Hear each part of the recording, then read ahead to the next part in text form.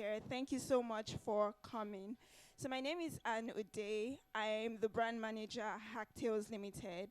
And what we do at Hacktales is we train individuals, who are looking to come into cybersecurity. We provide cybersecurity trainings and consultations to organizations who would, like to we offer solutions to cybersecurity companies. So today we have an interesting panelist session, and I would like to make an introduction. We have amazing guests here today. So we have guests joining us here today. We have Jonathan Ayodele. Please applaud him as he comes on. Jonathan is a... Please give him a round of applause as he comes on. So Jonathan Ayodele is a prominent cybersecurity professional known for his extensive work in awareness and training. He's facilitated training for millions in Nigeria and empowered thousands of girls and women through various programs. Committed to diversity, he serves as a UK STEM ambassador and Cyber First ambassador, advocating for inclusivity in tech. And he has a master's degree in cybersecurity from Cardiff University, and he's recognized for his expertise globally. Please give him a round of applause again. Currently, he's leading a startup in the UK addressing critical issues in the tech industry. Jonathan, you're welcome. It's so lovely to meet you here. And our next guest speaker is Chioma Anusiobi. Did I get that right? Okay, please applaud her as she comes on. So Chioma is an accomplished information security GRC consultant. She specializes in data security and compliance. She holds certifications including ISO 27001, implementer and certified information privacy manager, advocating for policies at the Nigeria Data Protection Commission. Currently as lead data protection, compliance, and governance officer at Imperial EdTech. She guides businesses in regulatory compliance. Outside of work, she leads cybersecurity awareness initiatives to promote security culture, and she's dedicated to making a positive impact, sharing her life journey to inspire others, living by the motto, living on erasable and impactful footprints. It's so lovely to meet you here today. You're very welcome. And finally, last on our guest list, but not the least, we have Adebowale Ajala. He's a passionate cybersecurity professional with a proven track record. Please give him a hand as he comes on. It's nice to have you, Adebowale. He brings a well-rounded perspective, having experience in both defensive and offensive security practices, including patch management, vulnerability assessment, certificate life cycle management, and incident response. He currently works as an application and database security officer in the financial sector. He's a strong advocate for continuous learning and innovation in cybersecurity, and he's driven to provide effective solutions. He's committed to making a significant commitment to a cybersecurity landscape. So it's so lovely to meet you here today. So I would like to ask you some, juicy questions. So I would urge the audience to tune in, to listen in. This event is packed with there's so much nuggets that you can get from it. So I would like you guys to listen as we begin. So tell me, why is cybersecurity such a critical field in today's world, in today's emerging world? Can you tell us why cybersecurity is such a lead industry in today's world?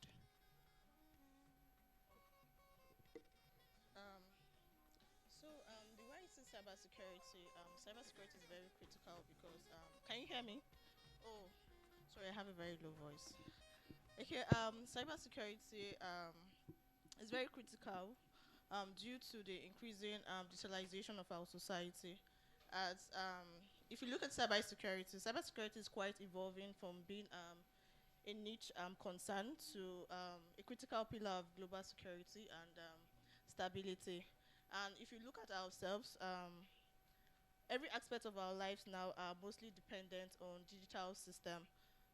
From as we move most of our stuffs online, from personal communication to even financial transaction and even critical infrastructure.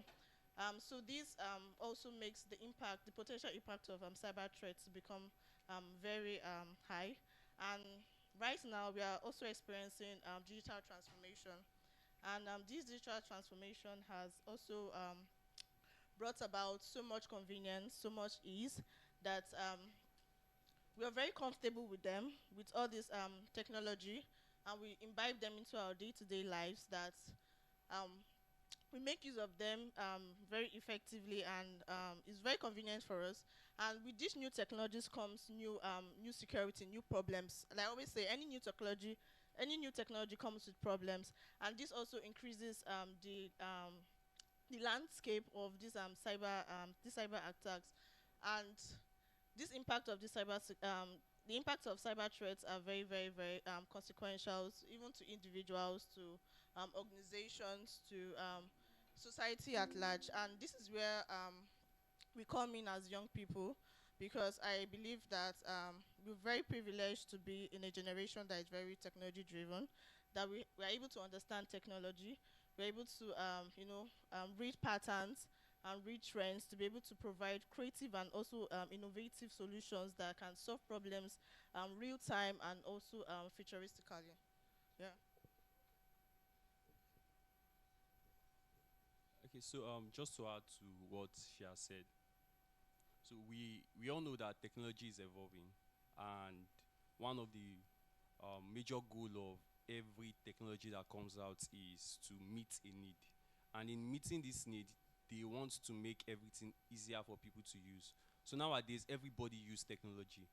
Everybody use technology in a way or the other. In fact, I believe most of the things we do in our day-to-day activities, 80% of it involves technology. And we understand that cyber threats is also evolving as this technology are getting easier for us to use. So as cyber threat is getting more sophisticated and coming from different angles. And so this is where cybersecurity comes in. So for every technology that comes out and there are cyber attacks attached to it, cybersecurity is there to make sure that we can control these attacks and find a way to make sure that this technology are used in the best way. So apart from the fact that cyber security um, fights cybercrime, it also makes sure that technology or these services are available for us to use at the time we need them. So for example, let's look at NIBS. NIBS, for example, the Nigerian Interbank Settlement System. So NIBS helps us to perform transactions from one bank to another. Just imagine that NIBS is unavailable for, let's say, 24 hours. NIBS goes down. That will be a problem, a very big problem for Nigerians in the country and even outside the country. Imagine what will happen to the marketers, people who use this, who would always transfer from. I mean, there are people that make transactions at least every hour in a day, apart from when they are sleeping. There are people who use these technologies. So imagine if NIPS goes down for 24 hours. That would be a very big problem. We will still use this same technology to come to Twitter and come and complain. So and now another thing is, if NIPS goes down, we know that so many people will wash plates in restaurants because you buy things and when it's time to pay, you understand. And something that is more devastating is, imagine there is unavailability in the healthcare sector. Let's say, for example, people need to be in life support and that is not available.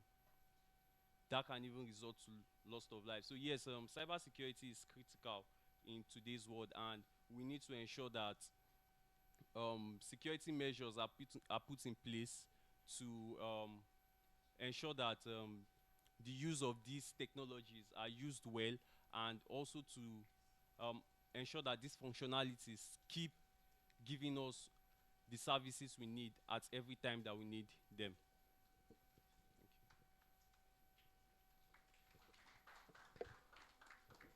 Thank you, Adebowale. So, Jonathan, over to you. What would you say are the biggest cyber threats that we face, and how can young people like you and I contribute to solutions? Right. So, biggest cyber threats in today, just in also picking up from what Adebowale have said, the threat landscape is keep expanding, and these days we are seeing a lot of cyber threats that we did not see 10 years ago. 10 years ago, 15 years ago, we're not talking about machine learning attacks, the use of LLM models to perform sophisticated attacks, the use of APTs. So those are some of the recent threats that are now available at our fingertips. Cybersecurity is now affecting everyone. I mean, look at the time when MTN was out. That is not even a cyber attack. But let's take, for example, that was a cyber attack. A lot of people, when the fiber cable was damaged and then MTN out. How many of us experienced it that time? We all did, right? So look at that. Let's say that is even an example of a cyber attack. You can see how a lot of people were unavailable. People could not access their emails. People could not access their important documents online because everybody these days is interconnected. We are all connected to the internet. So that is like a very, very big major factor that cyber threat actors, which they keep evolving to these days, using things like machine learning, cloud infrastructures to perform sophisticated attacks, APTs. There are different forms of APTs now. Nation-state attacks. Those are some of the attacks. We all hear of China, Russia performing. I think just last week, I heard that China, they were able to hack into the Ministry of Defense of the United Kingdom. I mean, even imagine a Ministry of Defense that's even defending the people getting hacked by a nation state. So 10 years ago, 15 years ago, we probably did not hear some of these things like that. So those are some of the sophisticated attacks that we can see these days. Now, bringing it down to we as young people, how does it affect us? How we can say, oh, those are nation states, those are APTs. APTs is like sophisticated organized crime of cyber criminals that perform persistent attack for a very long period of time. So that is what APTs mean. So you might say, okay, those are very big organizations, or maybe they have the infrastructure. It doesn't concern me, it doesn't concern you because I'm just an ordinary citizen in Nigeria. Who is looking for me in Nigeria? So I will tell you that people are looking for you. If you don't take proactive steps to protect yourself, you can be a victim or you can be unintentionally aiding a cyber attack. For example, the use of botnets. You could be connected to the internet and your laptop or your phone could be used as a bot to perform a cyber attack concerning on maybe an infrastructure in Russia or infrastructure in Netherlands. And you could say, oh, and when the investigation has been done, it could be traced back to you. So you have to as young people, you have to take cybersecurity very, very conscious. And that is even aside from protecting ourselves as young people, also upskilling. That's awareness, that's staying abreast of some of this information. How can you protect yourself? How does it affect you? How does it affect your immediate family? Taking up skill, upscaling, things like what Hacktales is doing, like, developing yourself in latest cyber skills, in security operations, in GRC, in ethical hacking, so that you can not just be an onlooker, you can also be an actor in this cybersecurity landscape, so that you can also be someone who is also helping to reduce this threat landscape, to reduce these attacks on everyone, to reduce the effectiveness of this attack. I think those are some of the ways by which we can take actions as young people. Thank you very much.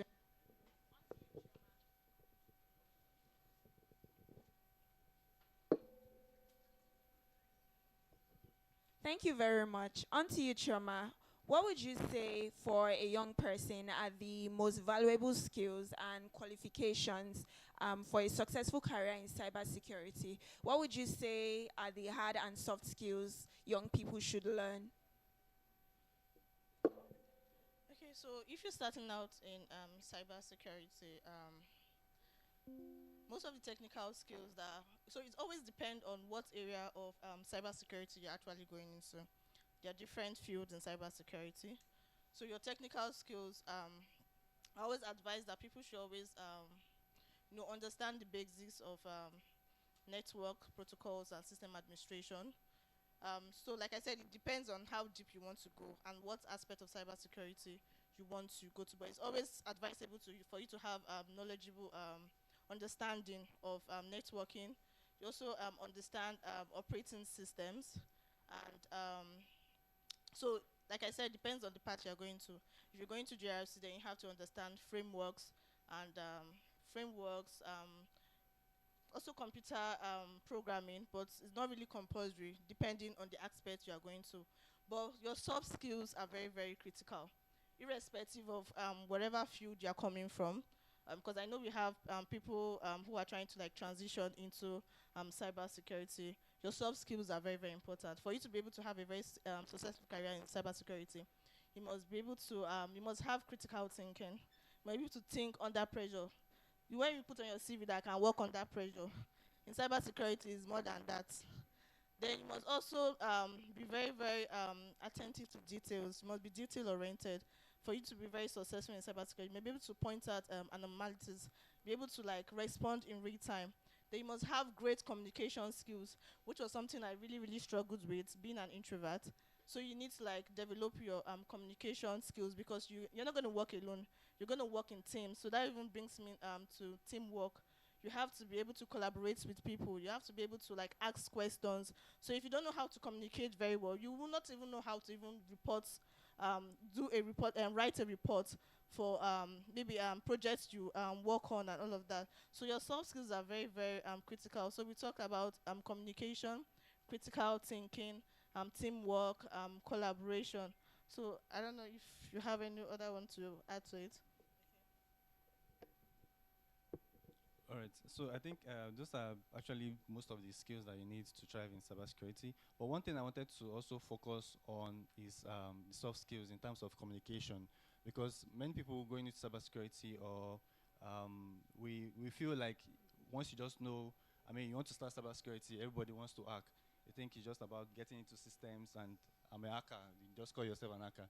It's more than just the technicals, understanding the networking, but also how can you present some of these things that you're doing in terms of communication skills, being able to communicate in clear terms, because as cybersecurity professionals, you might be dealing with, when you start working, you might be dealing with people who do not understand or who are not on the same technical level as you are. So how can you be able to communicate those things to people you're working with, to people above you, C levels, if you're making presentations, if you're doing, if you have to do a business impact analysis, because that's what majorly what the C-suite people care about in terms of cybersecurity. How does it affect the business? So if you're not able to transform the technicals in terms of, okay, if an hacker is able to penetrate the system, this is how it will affect the organization, this is how much the organization is going to lose. Those communication skills are very, very also necessary. In fact, I did a course on penetration testing, and we're asked to do some technical analysis and present it. And a lot of us were just like, okay, because it was kind of quite straightforward, but a lot of people did not, a lot of people did not get up to the required score, because one of the things when we asked our course leader was like, you have to know how to present that, because they're not just teaching you the technical skills, you have to know how to write reports. When you're writing your reports, how can people understand it who are not technicals? Or you just write, oh, you connect to port 120. After you connect to port 120, you type this code. What does that mean? The ordinary person cannot understand that. Like, you're saying gibberish. But when you say, okay, if an hacker is able to take advantage of this system, this is what it will do on the entire organization. This is what it will do so those being able to invest in your communication, clear communication, is very, very important in thriving as a cybersecurity professional. Thank you.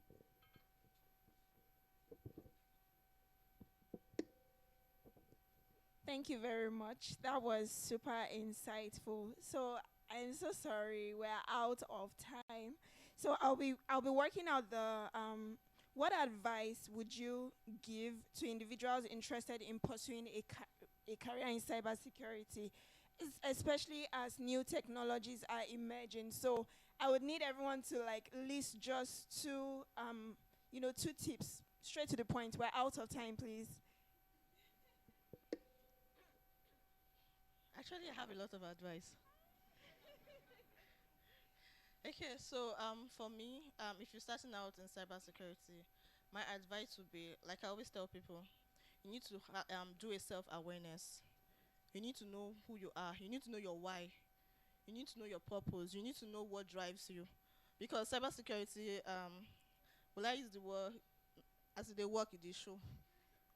It's not something that you just say, oh, this is what I do, because there are times it's going to get hard.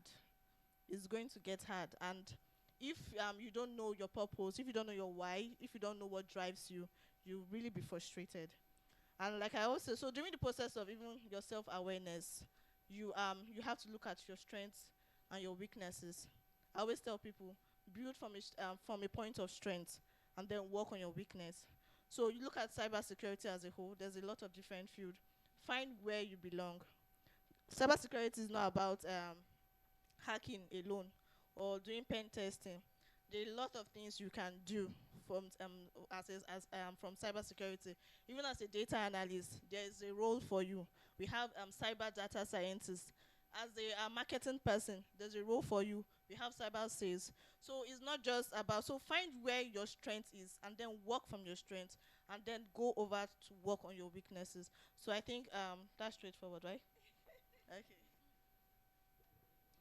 So yeah, what she said is very important. Cybersecurity has to, for me, it came from a place of passion, because when you get frustrated, you need a reason to continue. So when something is your passion, you know that there's no going back. I chose this thing for a purpose, for a reason, and this is what I have to do. Then after that, so in getting your feet into cybersecurity, so there are so many ways to come in, but it is always very good to know what you want to do in cybersecurity. You can't say you want to be a GRC analyst or GRC person, and you are learning how to configure network. It doesn't make sense. You need to understand network, yes, but you don't necessarily need to be configuring network. Then there are so many online resources that you can use. You can also get experience from platforms like TryHackMe, um, Let's Defend, Hack the Box, and there are so many. Then also another thing that would help you go far is having a mentor. Mentorship is very, very important. It can save you years of trying different things. When you have a mentor, it just give you a streamline of what you need, the exact things you need to be very good in what you are doing. So I think I've mentioned two already, or one. Yeah. So All right, thank you. Actually, those are very salient points. I think I just have one thing to add to what has been said already, which is understanding your why. Like, why do you want to do cybersecurity?